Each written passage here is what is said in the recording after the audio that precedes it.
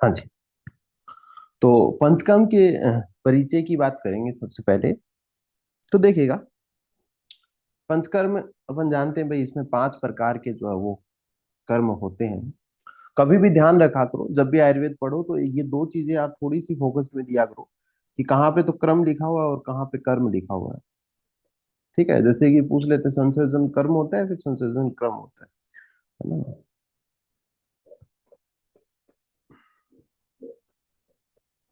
एक संसर्जन कर्म होता है फिर संसर्जन क्रम होता है। तो ये सारी चीजें होती है, थोड़ा सा ध्यान रखते हो। तो पंचकर्म होता है, 5 प्रकार के कर्म होते हैं। अलग अलग आचार्य जो अलग अलग बातें बताते हैं। एक पूछा था भाई, रक्त मोक्षण जो होता है वो भी पंचकर्म होता है क्या? तो कहते भाई नहीं होता। तो फिर क्यों नहीं होता, इसकी बात आती है। ठीक है, कहते हैं किसमें पंचकर्म होता नहीं है, कोई ऐसा भी रोग है क्या जिसमें पंचकर्म नहीं होता? तो अपन कहते हैं भाई हाँ, उरु स्तंभ है ऐसा, वो भी देखेंगे इसमें क्यों नहीं होता। ठीक है, तो ऐसी बहुत सारी बातें। तो बात करते हैं अपन।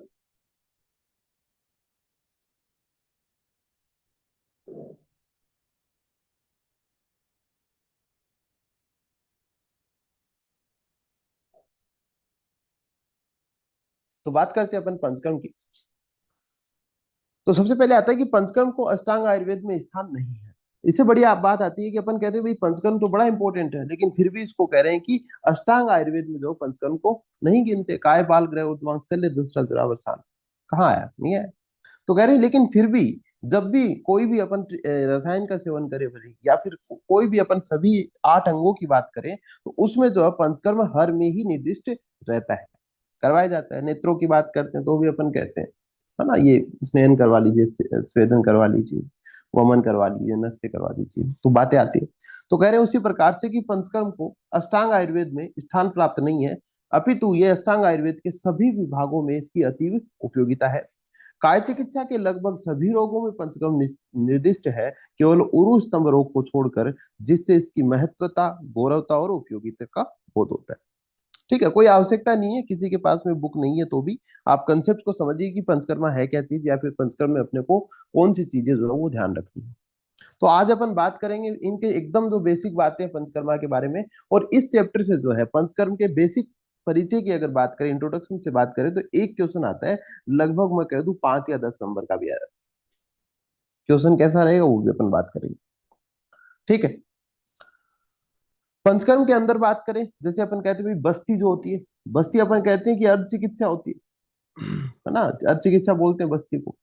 हालांकि इसकी बातें अपन बस्ती वाले चैप्टर में डिटेल में करेंगे। तो बात आती है कि बिना पूर्व पंचकर्म के रसायन और वाजीकरण का उपयोग व्यर्थ है। मतलब रसायन वाजीकरण जैसे सेवन, औषधियों का सेवन करते हैं, तो भी उससे पहले पंचकर्म करवाते हैं, उसके दोषों को बाहर निकाले अपन कहें, और उसके बाद औषधियों का सेवन करते हैं, तो वो अच्छी तरीके से काम कर पाती है। ठीक है, इसके बाद में कह रहे हैं कि चिकित्सा 2 प्रकार की होती है, एक शोधन होती है और एक समन होती है। और अपन जानते हैं कि समन चिकित्सा ऐसी है कि समन से क्या होता है, दोष वापिस जो है उभर जाते हैं, मतलब या फिर रोग जो है वो वापिस हो सकते हैं। लेकिन शोधन चिकित्सा से जो है वो रोग वापिस नहीं होते हैं। और पंचकर्म में क्या होता है, शोधन ही होता है। तो इसलिए कहते हैं भाई पंचकर्म इंपॉर्टेंट है, महत्वपूर्ण है, क्योंकि वो शोधन करवाते हैं, और शोधन से दोषों को शरीर से बाहर निकाल दिया जाता है। ठीक है, इसके बाद में देखिएगा, एक बात आती है कि पंचकर्म में कौन से 5 कर्म है, कि छरे यहाँ पे लिखा हुआ भी कि जो रोग के कारण को समूल नष्ट कर दे, तो रोगों की पुनः उत्पत्ति ना हो, वह किसके द्वारा संभव है? पंचकर्म के द्वारा संभव है। लेकिन कह रहा है भाई समन द्वारा क्या हो जाता है, फिर से रोग उत्पत्ति हो जाती है। जहां पर भी श्लोक दिए गए हो, आप चरक के श्लोक याद करने की कोशिश किया करो। ठीक है, बाकी मत याद किया करो। वो ही एनर्जी अगर आप चरक के श्लोक में लगाओगे तो ज्यादा काम आएगी आपके आगे के जीवन में भी। ठीक है, तो बात करते हैं पंचकर्म की परिभाषा की। क्या कह रहा है कि शरीर के वृद्ध दोषों या फिर उत्कृष्ट कराकर, या तो बड़े हुए हो ऑलरेडी आपके शरीर में इतने दोष रहे कि आपके वृद्ध दोष है, या फिर आप उत्कृष्ट करा दो अगर बड़े हुए नहीं है। जैसे मान लीजिएगा आप वसंत ऋतु की बात कर रहे हो, और वसंत ऋतु में क्या वमन, वो सॉरी, कफ बढ़ा हुआ है, तो कफ बढ़ा हुआ तो वमन करवा सकते हो। अगर बढ़ा हुआ आपके शरीर में तो उत्कृष्ट नहीं करवाना। लेकिन अगर मान लीजिएगा कोई पेशेंट आ रहा है, उसको जो है क्या करवाना है, वमन करवाना है, तो आप पहले क्या करोगे, उसको कफ कारक औषधियां दोगे, ऐसी औषधियां दोगे जिससे उसका कफ बढ़े।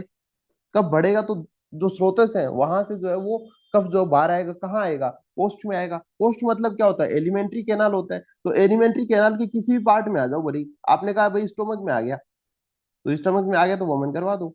नहीं बोले कि लार्ज इंटेस्टाइन में आए दोष।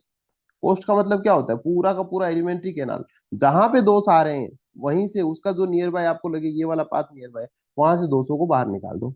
अच्छा ये अलग बात है कि जो कफज होंगे वो ऊपर ऊर्ध भाग में आते हैं, है ना, और जो पित्तज होंगे वो अधो भाग में आएंगे, भाई जो स्थान होगा वहीं आएंगे, तो वहां से फिर वो उसको नियर बाय जो है वो मार्ग से बाहर कर। ठीक। तो इसके बाद में आता है कोष्ठ में लाकर उसके निकटतम मार्ग से, प्राकृत मार्ग से बाहर निकाल के, प्राकृत शब्द पे जोर डालना है। प्राकृत मतलब जो नेचुरल पाथवेज है वही पंचकर्म में यूज में लिए जाते हैं। और यहाँ पे थोड़ा सा हिंट मिलता है कि क्यों जो है वो रक्त मोक्षण पंचकर्म में नहीं आता, क्योंकि रक्त मोक्षण इज नॉट ए प्राकृत मतलब नेचुरल पाथ नहीं है। Natural path in the sense जो बने हुए हैं पहले से, आपको अलग से सुई घोप के नहीं बनाना पड़ता। तो आप रक्त मोक्षण में क्या करते हो, अलग से छेद कर लिया सिरा में, भाई ये प्राकृतिक तो नहीं है, ये तो आपने किया है। तो इसलिए जो है वो रक्त मोक्षण किस में नहीं आता, पंचकर्म में नहीं आता है। और दूसरी चीज होती है कि भाई कह सकते हैं अपन कि वमन जो करवा रहे हैं वो कफज रोगों के लिए करवा रहे हैं। ठीक है, बात नंबर एक हो गई। दूसरा कहोगे विरेचन करवा रहे हो, पित्तज रोगों के लिए करवा रहे हो। ठीक है। और तीसरा आता है कि भाई बस्ती करवा रहे हो, वो वातज रोगों के लिए करवा रहे हो। लेकिन रक्त मोक्षण दोष विशिष्ट नहीं होता। अपन कह देंगे भाई रक्त का अधिष्ठान क्या होता है, भाई पित्त होता है, तो कह सकते हैं कि हाँ ठीक है पित्त है। लेकिन ऐसा तो नहीं है कि सिर्फ पित्त के लिए अपन रक्त मोक्षण करवाते हैं, फिर पित्त के लिए विशेष रूप से अपन कह सके, नहीं। जब आप रक्त मोक्षण पढ़ोगे तो उसमें सभी दोषों की बातें आएंगी। ठीक है। रक्त मोक्षण जो है वो चैप्टर है किसका, अपन कहेंगे रक्त मोक्षण जो है वो विशेष रूप से अपने सुश्रुत का है, शल्य का चैप्टर है। तो अपन ये भी कहेंगे कि भाई आपकी शल्य जो है, शल्य का जो टॉपिक है वो भी आपका रक्त मोक्षण जब पढ़ेंगे तो वहां से भी क्लियर होगा। बहुत सारी ऐसी बातें हैं जो रक्त मोक्षण वाला अध्याय पढ़ने के बाद में आपके शल्य तंत्र के लगभग मैं कह सकता हूँ कि 10 नंबर का जो है यहीं से कवर हो जाता है पंचकर्मा से। ठीक है।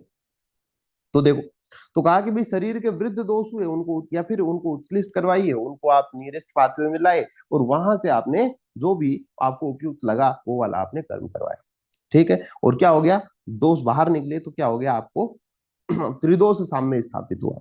तीनों दोषों को आपने सम किया और अपुनर्भव को प्राप्त करते हैं। अपुनर्भव मतलब क्या हुआ कि वो दोष बाहर निकल गए, अब जो है जिस रोग के लिए आपने पंचकर्म करवाया है वो जो है वापिस पुनः उत्पत्ति उसकी नहीं होगी। ये हो गया है पुनर्भव।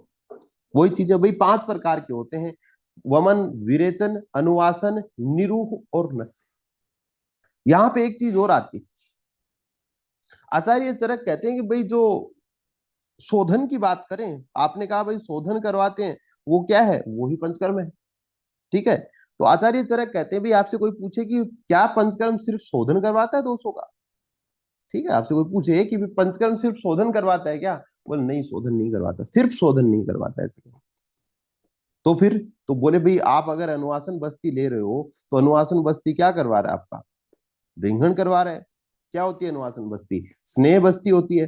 तो क्या स्नेह बस्ती लेने से क्या होगा, आपको रिंगण होगा शरीर का, होगा कि नहीं होगा। तो कह रहा है कि भाई जो पंचकर्म है ऐसा नहीं है कि सिर्फ शोधन करवाता है, इसका मतलब क्या है, इसके मल्टीपल काम है। और यही खूबसूरती है, अपन कहें आयुर्वेद की बात करें यही खूबसूरती है। आप क्या गए, आप अपनी चिकित्सा करवाने गए थे और आप अपने को मोटा ताजा स्वस्थ करके आ रहे हो, है ना। वहीं अगर आप किसी दूसरी पैथी में जाते हो, विशेषतः मैं अगर एलोपैथी की बात करूं, तो वहां पे जो आप चिकित्सा करवाने जाओगे आपको दूसरा रोग हो जाएगा, तो साथ में पक्का आएगा। कहने का मतलब कॉम्प्लिकेशन जो है वो पक्का रहेगा। जनरली देखा जाता है कि डिजीज के होते हैं कॉम्प्लिकेशन, औषधि के कॉम्प्लिकेशन होना उसको औषधि नहीं कह सकते अपन। ठीक है। तो आप क्या गए, आप चिकित्सा करवाने गए, अनुवासन ली, अनुवासन से आपका रोग तो शांत हुआ ही हुआ, साथ में आपका क्या हो गया, विंगण भी हो गया। तो कह रहे हैं कि भाई सिर्फ शोधन जो है वो नहीं करवाता है, कौन, पंचकर्मा, साथ में क्या करवा रहा है, रिंगण भी करवा रहा है। इसीलिए आचार्य चरक कहते हैं कि चतुष्प्रकारा संशुद्धि, वो क्या कहते हैं कि भाई संशुद्धि के 4 प्रकार होते हैं। ठीक है, अभी पढ़ेंगे अपन कि चतुष्प्रकारा संशुद्धि, शोधन करने के 4 प्रकार बता। ठीक है, हालांकि उनका लॉजिक वहां पे अलग है, समझेंगे तो देखेंगे बात। लेकिन कहें कि 4 ही शोधन, किसको नहीं माना शोधन में, उन्होंने कहा अनुवासन तो शोधन के लिए नहीं होती, अनुवासन रिंगण के लिए होती। ठीक है। हालांकि ये बात वो तब करते हैं जब लंघन की बात कर रहे होते। ठीक। तो यहाँ पे एक बात आई अपनी कि वमन होता है, विरेचन है, अनुवाचन है, निरूह और नावन है। इसके बाद में अपन बात करते हैं आयुर्वेद के चार, ये जरूरत नहीं है, आवश्यकता नहीं है कर्म। ठीक है। इसके बाद में देखिएगा आता है भी सुश्रुत जो है वो भी तीन प्रकार के कर्म बताते हैं। सुश्रुत कहते हैं कि एक पूर्व कर्म होता है, एक प्रधान कर्म होता है और एक पश्चात कर्म होता है। तीन प्रकार के कर्म जो है वो सुश्रुत भी बताते हैं। ठीक है। इसमें देखिएगा अलग अलग, जब क्या करवाते हैं, जब आप शस्त्र क्रिया करने जाते हैं तो उससे पहले जो है कर्म करते हो वो पूर्व कर्म हो गया, है ना। मुख्य कर्म क्या हो गया, आप शस्त्र कर्म कर रहे हो, है ना, चिरा लगा रहे हो, कुछ भी कर रहे हो, रोपण कर रहे हो, तो वो क्या हो गया, आपका प्रधान कर्म हो गया। पश्चात कर्म में क्या हो गया, जैसे आचार्य चरक ने क्या बताया, संसर्जन कर्म जो है वो पश्चात कर्म बताते हैं। और ये जो है वो और अपना बल अग्नि को बढ़ाने के लिए जो भी भाई किया है, कोई भी शस्त्र कर्म किया है, तो व्यक्ति क्षीण हो गया होगा तो उसको वापिस रिगेन करने के लिए जो वो पश्चात कर्म की बात करते हैं। ठीक। इसके बाद में देखिएगा अब ये अलग अलग आता है कि भाई अष्टांग में जो है वो पंचकर्म की क्या उपयोग आता है, तो वो अपन पहले भी कह चुके हैं कि भाई आठों अंगों में जो है किसी न किसी रूप में पंचकर्म का जो है वो प्रयोग हुआ है। ठीक है। जैसे कह रहे हैं कि काय चिकित्सा में सभी रोगों में हुआ है, आप रुस्तम को छोड़ दीजिएगा। इसके अलावा कह रहा है शल्य तंत्र में षष्ठी उपक्रमों में पंचकर्म की शोधन क्रियाओं का प्रयोग किया जाता है।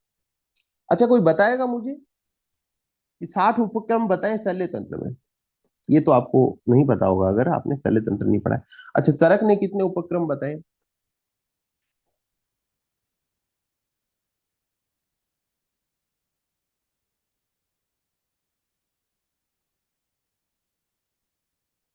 नहीं बताए। देखिए कुछ चीजें हैं, जब आप प्रिपरेशन करने जाओगे ना तो वह वहां पे ऐसी चीजें आती है ना। जनरली अगर आप ऐसी जगह है तो याद रखना, चरक ने 36 का आंकड़ा बताया। चरक ने 36 क्या है, मतलब चरक की किसी से बनती नहीं थी, 36 का आंकड़ा रहता था, ऐसे बोलते ना आप। तो चरक ने जहां भी आपको, मतलब एक बात बता रहा हूं, कहीं भी आपको ऐसा लगे कि ऑप्शन में 36 दिया हुआ है और क्वेश्चन चरकानुसार कुछ पूछ लिया आपसे कि चरकानुसार ये कितने, चरकानुसार इसकी संख्या कितनी, अगर 36 ऑप्शन ऑप्शन में है तो आप तुक्का मारो तो 36 पे टिक करना, आपके सही होने के चांसेस 90% तक रहेंगे। क्योंकि अगर कहें भाई च्यवनप्राश में औषधियों की कितनी औषधियां बताई, चरक ने 36 बताई। ठीक है। शल्य तंत्र या फिर उपक्रमों की कितनी संख्या बताई, तो चरक ने 36 बताई है। और भी एक दो जगह आता है ना, धूमपान में भी एक 36 आता है। ठीक है, काफी जगह आता है 36। ठीक है। तो शल्य तंत्र ने 60 उपक्रमों की बात करते हैं, शल्य तंत्र में पढ़ते हैं, काफी महत्वपूर्ण चीज है। वहीं चरक के भी साथ में पढ़ोगे आप, 36 बताए चरक। तो कह रहे हैं भाई शल्य तंत्र के जो 60 उपक्रम है उनमें भी जो है वो पंचकर्म का बात की गई है। ठीक है। जनपद उद्वंश में कहा कि जब वायु जल देश काल की विषमता से जनपद व्यापी महामारियां फैलती हैं, उस स्थिति में सामान्य जन को निरोग बनाने के लिए पंचकर्म का प्रयोग किया जाता है। कहा कि भाई आपको क्या हो गया, कुपित हो गए, शरीर के अंदर दोष कुपित हो गए क्योंकि किसी प्रकार की एंडेमिक एपिडेमिक जो है वो डिजीज चल गई, है ना, तो अपन कहेंगे उस समय जो है वो पंचकर्म का प्रयोग किया जा सकता है। ठीक है। उसके पश्चात शरीर को दृढ़ बनाने के लिए भी रसायन का प्रयोग किया जाता है, और रसायन का सेवन करने से पहले अपन क्या करें भाई, पंचकर्म का प्रयोग करते ही है ना। अगर तंत्र में भी कहा कि विष के वेगों की चिकित्सा में, विष प्रतिकार में, उसमें भी क्या करवाते हैं अपन, पंचकर्म करवाते हैं। अरे बहुत साधारण सी बात है, कोई व्यक्ति जब विष का सेवन कर लेता है ना, उसको वमन करवाते हैं, बार बार जो है वमन करवाते हैं, है ना। आप कभी आसपास ऐसी घटनाएं होती रहती हैं, है ना, कोई विष का सेवन कर लेता है तो उसको फटाफट वमन करवाते हैं, भाई ज्यादा से ज्यादा उल्टी करवाओ, कुछ भी उसको पिला खिला के। ठीक है। तो वो वमन क्या हो गया, एक प्रकार का पंचकर्म है। तो सद्य वमन, तुरंत वमन करवाइए, किसी ने विष का सेवन किया, सद्य वमन करवाइए, थोड़ा ज्यादा अंदर चला गया, विरेचन करवाइए। ठीक है। तो वमन विरेचन द्वारा क्या करो, शरीर के लिक्विड को आउट करो, लिक्विड आउट करो, विष का प्रभाव जो है वो कम हो जाता है। कुमार भृत्य में भी अपन ने कहा कि भाई धात्री के स्तन्य का शोधन तथा बालकों के अभ्यंग परिषेक में पंचकर्म का प्रयोग किया जाता है। यहाँ पे दो चार लिखे, आप दो चार अष्टांग आठों के नाम लिख सकते हो, क्वेश्चन आए उस समय। ठीक है। तो मैं बता रहा था आपको, है ना, यहाँ पे लिखा हुआ है नाम इसलिए बात कर रहे हैं कि संसर्जन कर्म होता है, पंचकर्म होता है ना, ये ध्यान रखना है थोड़ी सी चीजें। चलिएगा। इसके बाद में आता है भाई संहिताओं में। तो संहिताओं में क्वेश्चन पूछा जाता है कि चरक संहिता में सबसे पहले पंचकर्म का वर्णन कहाँ पे आया है? सेकंड चैप्टर में आ जाता है ना। जब पहला आप पढ़ते हो दीर्घम ज्योतिषम अध्याय, है ना, और दूसरा फिर आप पढ़ते हो अपा मार्ग तंडुली अध्याय। ठीक है। तो सबसे पहले कहते हैं भाई अपामार्ग का नाम आ जाता है तो अपन अपामार्ग की बातें करते हैं। तो अपामार्ग तंडुली अध्याय में सबसे पहले जो है वो पंचकर्म की बात आती है। हालांकि वहां पे विशेष रूप से जो है संख्याओं का वर्णन नहीं होता, लेकिन पूछे कि भाई सबसे पहले पंचकर्म का जो वर्णन कहाँ प्राप्त होता है अपने को चरक में, तो अपामार्ग तंडुली अध्याय में होता है। पूछा जाता है, बहुत बार क्वेश्चन आया। ठीक है। कह रहा है कि आचार्य चरक ने वमन विरेचन आदि शब्दों का प्रयोग प्रथम अध्याय से ही किया है। ठीक है। मूलिनी और फलिनी द्रव्यों का प्रयोग स्थल वर्णित करते हुए पृथक पृथक वमन विरेचन के द्रव्य कहीं भी हैं कि वमन वाला ये है, विरेचन वाला ये है, सिरो विरेचन वाला ये है, ये बातें उन्होंने कही हैं। लेकिन कह रहा है पंचकर्म शब्द का प्रयोग उन्होंने वहां पे नहीं किया, तो इसीलिए कहा भाई पंचकर्म शब्द का प्रथम वर्णन जो कहाँ मिलता है, दूसरे चैप्टर में अपने को मिलता है। ठीक है, ये चीज हो गई। इसके बाद में देखिए आता है कि इस दोषों के उपस्थित होने पर पहले स्नेहन स्वेदन कराकर मात्रा और काल का विचार कर पंचकर्म का प्रयोग करना चाहिए। एक चीज और आती है कि भाई पंचकर्म का प्रयोग अपन करते कैसे, तो ये ऋतु अनुसार भी होता है पंचकर्म। ठीक है, जैसे आपने कहा भी वसंत आ रही है, वमन करवा लीजिए। ठीक है। तो जैसे जैसे जिस जिस ऋतु में जो दोष बढ़ा हुआ है, तभी तो आप वो पर्टिकुलर करवाओ कि भाई दोष ऑलरेडी बढ़े हुए हैं, वो करवाइए ताकि आपके दोष क्या हो जाए, सामान्य हो जाए, आपको क्या नहीं होगा, डिजीज नहीं होगी। ठीक है। तो देखिएगा अगली बात करती है कि जैसे कि अस्थि के आश्रित रोगों में पंचकर्म करना क्या है, औषधि है एक प्रकार से, है ना। ये भी एक बात है भाई, अस्थि मतलब क्या हो गया, वातज रोग है, और वातज रोगों के लिए आप पंचकर्म का प्रयोग कर रहे हो। ठीक है। तो उसमें क्या कर रहे हो, बस्ती करोगे, बस्ती करोगे तो उसके लिए क्या करेगी, औषधि का काम करेगी। ठीक है। वही बात करते हैं, सिरो विरेचन आदि पंचकर्म में प्रयुक्त होने वाले औषध समुदाय ज्ञान तथा प्राण अभिसार के लक्षण देते हुए कहा है कि पंचकर्म आश्रय औषधियों का सम्यक प्रयोग करने वाले क्या होते हैं, प्राण अभिसर वैद्य होते हैं। कह रहे कि भी जिस वैद्य को क्या है, जिस वैद्य को पंचकर्म आदि सभी प्रयोगों मतलब प्रयोगों से रोग को ठीक करना है, वही क्या होगा, प्राण अभिसार वैद्य होगा। प्राण अभिसार मतलब होता है कि किसी मौत के मुंह में प्राण जाने वाले हो, जिस व्यक्ति के बहुत गंभीर अवस्था में हो, उसको भी मौत के मुंह से वापस निकाल लेना, वो कौन सा चिकित्सक होगा, जिसको पंचकर्म आदि सभी औषधियों का अच्छे से उसको प्रयोग करना आता हो। ठीक है। ये एक ऐसी जनरल सी बात है, आप लिख सकते हो, लेकिन जब अपन अध्याय पढ़ रहे हैं तो अपने को थोड़ा पता होना चाहिए कि इनका क्या सिस्टम रहेगा और कैसे अपने को लिखना है। ठीक है। इसके बाद में देखिएगा, अब आता है पंचकर्म चिकित्सा का मूल स्रोत। ये क्वेश्चन पूछा जाता है कि पंचकर्म चिकित्सा का मूल स्रोत क्या है, ये वाला क्वेश्चन आता है। ठीक है। एक आता है कि पंचकर्म की उपयोगिता क्या है, जब इतना पढ़ ही रहे हो तो इतनी क्या उपयोगिता हुई कि अष्टांग में तो इसको स्थान नहीं दिया, लेकिन इसका वो अलग से बना दिया, अपन ने एक सब्जेक्ट बना दिया कि पंचकर्म आपको पढ़ना है, इसकी आपकी परीक्षा होगी। ठीक है। तो वही है। तो यहाँ पे कह रहा है भाई पंचकर्म चिकित्सा का मूल स्रोत क्या है, तो कहा कि चरक के अनुसार चिकित्सा के जो मूल उपक्रम है वे ही पंचकर्म के मूल स्रोत है। कैसे, देखिए कह रहे कि चरक ने 6 उपक्रम बताए, अपन ने काय चिकित्सा में भी ये चीजें देखी थी। ठीक है, कि चरक ने 6 उपक्रम बताए, और 6 में कौन से बताए, कहा कि लंघन बृंघन और रूक्षण स्नेहन और स्वेदन और स्तंभन। तो कहा कि यही है, तो आप देखोगे इसमें भाई लंघन हो रहा है, बृंघन हो रहा है ना, अनुवासन में अपन ने कहा रुक्षण हो रहा है, स्नेहन हो रहा है, स्वेदन हो रहा है, तो यही सारे। तो देखो सबसे पहले कह रहा है जैसे 6 उपक्रम कैसे कैसे। सबसे पहले कहा कि भाई तर्पण होता है, एक बृंघन होता है, दो दो के समूह बना के अपन पढ़े। कहा कि रस रक्त आदि धातुओं को पोषण देना जिससे धातुओं की तृप्ति हो, उसको क्या कहते हैं, तर्पण कहते हैं, संतर्पण। तो तर्पण में क्या करते हैं, धातुओं का पोषण करते हैं। बृंघन करना, शरीर के धातुओं के अणुओं को आकार में बड़ा करने वाली चिकित्सा क्या होती है, बृंघन चिकित्सा होती है। कह रहा है संतर्पण में रुक्ष संतर्पण किया जा सकता है, लेकिन बृंघन जो है वो रुक्ष से नहीं होता है। ये चीजें बड़ी महत्वपूर्ण होती है। ठीक है, बृंघन रुक्ष से नहीं होता है। कह रहा है कि सत्तू द्वारा क्या होता है, संतर्पण जो रुक्ष किया जा सकता है। बृंघन जो है विशेषतः मांस और मेद का अधिक बृंघन का होता है। जैसे मान लीजिएगा कोई एकदम कृष व्यक्ति है, आया अपने पास में कि भाई खाया पिया लगता ही नहीं। ठीक है, तो ऐसे लोगों को जो है वो बृंघन चिकित्सा की जाती है। एक ऐसा व्यक्ति होता है जो मोटा तो बड़ा होता है ना, बहुत स्थूल होता है, लेकिन उसमें बल जो है वो कम होता है, बल इतना नहीं होगा। ठीक है, तो उसका क्या करेंगे, उसका अपन संतर्पण करेंगे कि धातुएं उसकी कमजोर हो रखी है ना, धातुएं उसकी कम है, लेकिन फिर भी उसमें स्थूलता आ गई, या फिर अपन कहते हैं एक पर्टिकुलर धातु बढ़ गई, उसमें मेद बढ़ गया। अब मेद बढ़ गया तो अब अगर उसको क्या करेंगे अपन, स्नेहन देंगे या फिर संतर्पण करते हैं बिना रुक्स वाला, तो उस केस में क्या हो जाएगा, उस केस में या फिर अनुवासन देना चाहें अपन उसमें, भाई धातुओं की पुष्टि के लिए अनुवासन भी एक माध्यम हो सकता है, लेकिन वो देंगे तो वो और उसकी मेद बढ़ जाएगी। तो कहा कि भी उसको रुक्स संतर्पण दीजिए, ताकि उसकी दो सारा लेवल भी मेंटेन रहे और मेद भी और नहीं बढ़े। ठीक है, तो दो केस बनते हैं। कह रहा है कि ब्रिंघण जो है विशेष रूप से मांस मेद का अधिक ब्रिंघत्व करने वाला होता है, करता सभी का, लेकिन विशेष रूप से कह रहा है मांस मेद को बढ़ाएगा, मतलब व्यक्ति जो कृश हो गया, दुर्बल हो गया है, उसका ब्रिंघण होगा। ठीक है, इसके बाद में कहा कि जहां संतर्पण रस रक्त मांस मेद अस्थि मज्जा शुक्र के लिए अलग अलग प्रकार का होता है।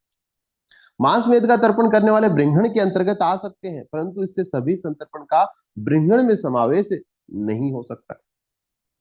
ठीक है, मतलब कहा कि भाई मांस मेद का भी संतर्पण होता है ना, तो ये जिस जो मांस मेद कर रहे हैं, तो कहा कि ये वाली जो संतर्पण विधि है इसको अपन ब्रिंगण भी कह सकते हैं, लेकिन क्योंकि संतर्पण तो किसके लिए भी होता है, रस के लिए भी होता है, रक्त के लिए भी होता है, अस्थि मज्जा शुक्र के लिए भी, लेकिन वो जो है वो ब्रिंगण में नहीं आएगा। ब्रिंगण मतलब शरीर को मोटा करने वाला ही रहेगा। ठीक है, संतर्पण में वात मूत्र मल कफ पित्त के अनुलोमन मूत्र कृच्छ्र तर्पण मध्य विकार अनुत तर्पण इत्यादि अनेक प्रकार के हैं। इसका कार्य मल और दोषों पर भी होता है। ठीक है, तो कहा कि भाई इस पे तो है ही है धातुओं पे, दोषों पर भी संतर्पण का कार्य हो रहा है। ठीक है, लेकिन अपन ने फिर से कहा कि ब्रिंगण तो मांस और मेद भी कार्य कर रहा है। ठीक, इसके बाद में अपन बात करते हैं कि भाई क्योंकि अपन ने कहा कि संतर्पण अलग है ब्रिंगण अलग है, इसीलिए कहा कि संतर्पण ब्रिंगण से अधिक स्पष्ट करने हेतु, मतलब अलग से बताने होते हो कि संतर्पण जो है एक अलग चीज है, ब्रिंगण अलग है, तो कहा कि चरक ने लंघन ब्रिंगणीय अध्याय के अतिरिक्त संतर्पणीय अध्याय की भी रचना की। तो ये भी अगर आपसे पूछ ले कि जब लंघन ब्रिंगण करवा दिया था और अपन ने कहा ब्रिंगण का मतलब भी धातुओं की तृप्ति करना ही होता है, तो कहा कि फिर संतर्पण की क्या आवश्यकता पड़ी, तो अपन कहेंगे कि भाई संतर्पण जो है वो ऐसा नहीं है कि समान होता है, अलग होता है, इसलिए उसकी विशेषता बताने के लिए अलग से अध्याय बनाया गया और उसमें और बातें की गई। ठीक है, इसी प्रकार से कहा कि भाई जिस प्रकार से संतर्पण और ब्रिंघण एक नहीं हो सकते, उसी प्रकार से लंघन और अपतर्पण भी एक नहीं हो सकते। कहा कि लंघन जो होता है वो लघुता करता है, उससे व्यक्ति पतला होगा, और अपतर्पण से भी पतला होगा, परंतु अपतर्पण में हमेशा कार्य होना आवश्यक नहीं है। रसादी धातुओं जो अधिक तत्व है उसे निकालना अपतर्पण है, परंतु उससे लंघन होना जरूरी नहीं है। जैसे कि मान लीजिएगा आपको एक रस धातु है, मान लीजिए रस ज्यादा हो, आपको मेद धातु कम करनी है। अब आप ऐसे आहार का सेवन कीजिए जिससे क्या हो, आपकी मेद नहीं बढ़े, बाकी सब धातु प्रॉपर उनको न्यूट्रिशन मिले, लेकिन मेद नहीं बढ़े, अपन कहते हैं, है ना, मेद पे डायरेक्ट इफेक्ट नहीं आएगा। ठीक है, लेकिन लंघन में क्या होगा, लंघन में आपने सेवन करना बंद कर दिया, तो सेवन करना बंद किया तो आपका रस ही नहीं बन रहा है ना, रस धातु मतलब आपका जो स्टोर्ड ग्लूकोज है ना, उसी का प्रयोग हो रहा है, उसी को लंघन बोलते हैं। अगर बेसिक अपन समझे तो क्या होता है, ग्लूकागोन की जो एक्टिविटी होती है उसको बढ़ाने के लिए, या फिर आपका जो ग्लाइकोजन है उसको थोड़ा कंज्यूम करने के लिए लंघन किया जाता है, ताकि वो ग्लाइकोजन किस में बने, ग्लूकोज में बने, और वो ग्लूकोज आप यूटिलाइज कर लो बजाय बाहर से लेने के। ठीक है, तो हो सकता है आप थोड़े पतले हो जाओ, तो जो रस धातु बनेगी वो अंदर के मटेरियल से बनेगी, तो वो अंदर का सिस्टम तो वही चलता रहेगा। तो कह रहा है इसलिए लंघन जो विशेष किसी पे काम नहीं कर रहा है। ठीक है, ठीक है, तो अपन ने कहा कि भाई हाँ, तो यहाँ पे कहा कि भाई क्या किया अपन ने, कहा कि भाई जो ग्लाइकोजन है ना, यहाँ पे ग्लाइकोजन को किससे स्पष्ट कर दिया, मेद से स्पष्ट किया, तो भाई ग्लाइकोजन जो है वो यूटिलाइज हो रहा है लंघन में, तो कहा कि अपन क्या कर रहे हैं, विशेषतः ग्लाइकोजन को यूटिलाइज करने के लिए लंघन करते हैं, तो मेद पे प्रभाव अपन कह सकते हैं इसको।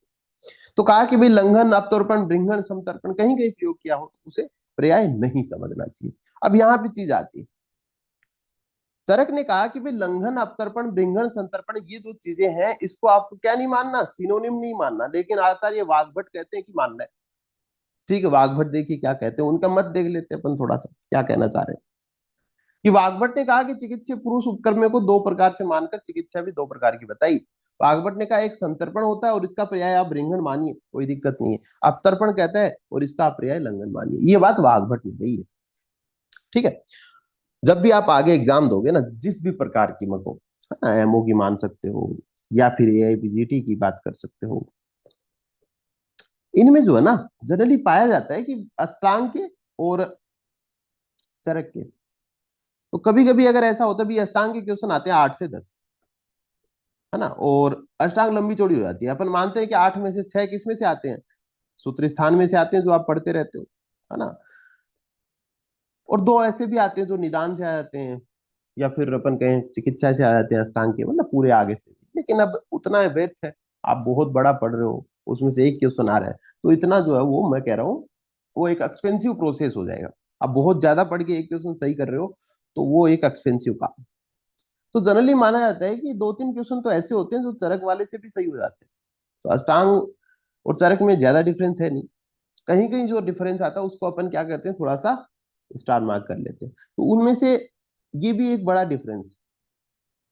पहली लाइन आएगी, आचार्य चरक ने संतर्पण और बृंघण को एक ही माना है, जबकि आचार्य वाग्भट ने संतर्पण और बृंघण को अलग अलग माना है।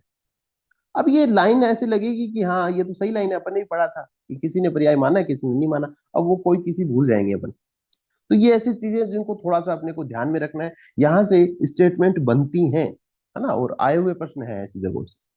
कहा कि संतर्पण का पर्याय इन्होंने कहा बृंघण आप मानिए, और अवतर्पण का पर्याय आप लंघन मान सकते हो। अब उन्होंने बताया कि वाग्भट अनुसार आतुर का तर्पण या कृष्ण करना पड़ता है।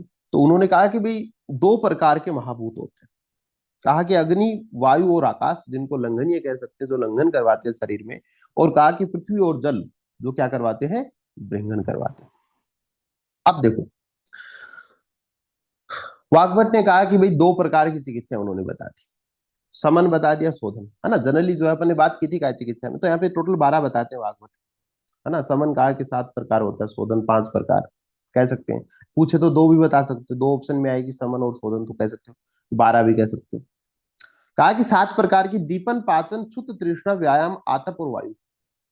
ठीक है, ये सारा दीपन करवाना, पाचन करवाना, है ना, क्षुत क्षुधा, तृष्णा प्यास, व्यायाम, है ना, ये सब करना। 5 प्रकार के होते हैं शोधन, कहा कि वमन, विरेचन, बस्ती, नस्य और रक्त मोक्षण। अब ये थोड़ा सा देखिएगा, इन्होंने कहा कि भाई 2 प्रकार की चिकित्सा, समन और शोधन। पूछे कि भाई वाग्भट ने शोधन चिकित्सा में रक्त मोक्षण बताया है क्या, बताया है भाई, पंचकर्मा में नहीं बताया है, ठीक है, शोधन में बता दिया, रक्त मोक्षण शोधन में है। ठीक है, कि भाई शोधन तो होता ही है, 200 का शोधन तो रक्त मोक्षण से बहुत अच्छा होता है, खूबसूरती के साथ होता है, पढ़ते हैं अपन डिटेल में। अलाबू है, ठीक है, कफज का शोधन कर देगा, श्रृंग है ना, अपन कहें फिर अपना जलोका है ना, ये शोधन करते हैं सारे। तो कहते भाई पंचकर्म के सामान्य विचार की बात अपन करें। अब देखो, अब बात करते हैं यहाँ पे, शोधन में तो बताया लेकिन पंचकर्मा में नहीं बताया, उसकी बात करेंगे कैसे नहीं बताया। कहा कि वमन, विरेचन, निरूह, अनुवासन, नस्य का क्रम वस्तुतः है चरक सिद्धि स्थान में प्रथम अध्याय के अनुसार है। ये जो क्रम है, ये क्रम है, कर्म नहीं है, क्रम। ये चीजें परेशान करती हैं, पूरी की पूरी लाइन क्वेश्चन बन जाएगा। वमन, विरेचन, निरु, अनुवासन, नस्य, ऐसे लिख सकते हैं, या फिर देखेगा आपको मैं यहां से एक प्रश्न बताता हूँ, क्वेश्चन आ जाएगा। अब आप गलत कर दोगे उसको, पक्का ही गलत करोगे। पंचकर्म का सर्वप्रथम वर्णन, ठीक है, अभी अभी अपन ने बात की है, कहाँ आएगा, चरक सूत्र 2। ऐसे भी लिख देगा, पंचक्रम का सर्वप्रथम वर्णन, या फिर सॉरी पंचक्रम के क्रम का, है ना। तो पंचक्रम के क्रम का सर्वप्रथम वर्णन, क्रम का, पंचक्रम के क्रम का सर्वप्रथम वर्णन, या फिर वमन, विरेचन, निरु, अनुवासन, नस्य का क्रम जो है सबसे पहले कहाँ बताया। उसमें पहला ऑप्शन रहेगा चरक सूत्र 2, है ना, ये भी बताएगा आगे साथ में। तो अब वो हो बस, या आप देखोगे नहीं कहाँ पे लिखा हुआ, इसीलिए मैं कह रहा हूं जब आप पंचक्रम पढ़ रहे हो तो ये क्रम और क्रम को थोड़ा सा पढ़ लेना ढंग से। ठीक है, तो कहा कि क्रम का जो है सबसे पहले चरक सिद्धि स्थान के पहले अध्याय में है भाई, कल्पना सिद्धि के अनुसार है, न कि द्वितीय अध्याय के अनुसार। कह रहा है कि सिर को प्रधान मानकर इंद्रिय हमारे केवल संख्या का वर्णन किया गया, न कि प्रयोग करने का क्रम। वर्णन, पंचकर्म का वर्णन सबसे पहले कहां पे आ रहा है, अपामार्ग तंडुली अध्याय में आ रहा है, लेकिन क्रम का वर्णन सबसे पहले कहां आ रहा है, सिद्धि स्थान के पहले अध्याय में आ रहा है। ये चीजें बड़ी महत्वपूर्ण होती हैं किसी भी, मतलब विशेषतः पंचकर्म को शुरू करने से पहले ये चीजें अपने को थोड़ा सा ध्यान में रहना चाहिए। ठीक है, चलिएगा, इसके बाद में बात करते हैं अपन शोधन क्या चीज है। ठीक है, एक होता है पंचकर्म और एक होता है शोधन। वही बात है जो अपन ने कहा कि जिससे दोष धातु और मलो आदि के विकारी भावों को शरीर से बाहर निकाला जाता है, ये होता है शोधन। और यहाँ पे अगर कहे 5 प्रकार का, क्या ना, तो ये दिरेत बहिर्दोषान पंचदा शोधनम चाहिए थे, कि जिससे दोषों को बाहर निकाला जाए वही क्या है, शोधन होता है। 5 प्रकार का वाग्भट ने कह दिया साफ शब्दों में, पंचदा श्लोक में भी डाल दिया। उन्होंने कहा भी भाई समन और शोधन होती है, वो शोधन में उन्होंने रक्तमोक्षण भी लिख दिया।